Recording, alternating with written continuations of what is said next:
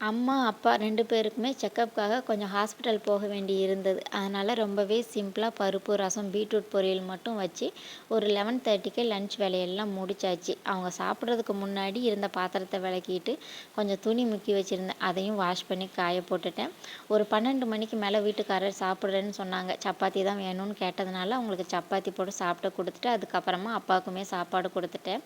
அவங்க சாப்பிடும்போதே அவங்க சாப்பிட்றத பார்த்து எனக்கும் பசிச்சிருச்சு. ஆனா அவங்க வெளிய போகும்போது நம்ம சாப்பிட்டுட்டு இருக்கக்கூடாது அப்படின்னு சொல்லிட்டு, அவங்க போனதுமே ஒரு ஆம்லெட் போட்டு நானும் பாட்டியும் சாப்பிட்டாச்சு. பாப்பா மக்காச்சோளம் வேணும் வேணும்னு கேட்டுட்டே இருந்தா. நாங்க இந்த காட்டுல விளையும் இல்லையா, அந்த நாட்டு மக்காச்சோளம் தான் சாப்பிட்ருக்கு. இதுவரைக்கும் ஸ்வீட் கார்ன் வீட்ல செஞ்சதும் இல்ல, சாப்பிட்டதும் இல்ல. அது அம்மா இன்னைக்கு வாங்கி வச்சிருந்தாங்க. பாப்பா சாப்பிட்றாளா என்ன அப்படின்னு பார்க்கலான்னு சொல்லிட்டு. அத உதுத்து வேக வச்சுட்டு, கொஞ்சம் கொஞ்சம் கிளீனிங் ஒர்க்கெல்லாம் இருந்தது. அதெல்லாம் முடிச்சுட்டு மணி 3:30 ஆகவும் பாப்பாவ கூப்பிடுறதுக்கு கிளம்பிட்டேன்.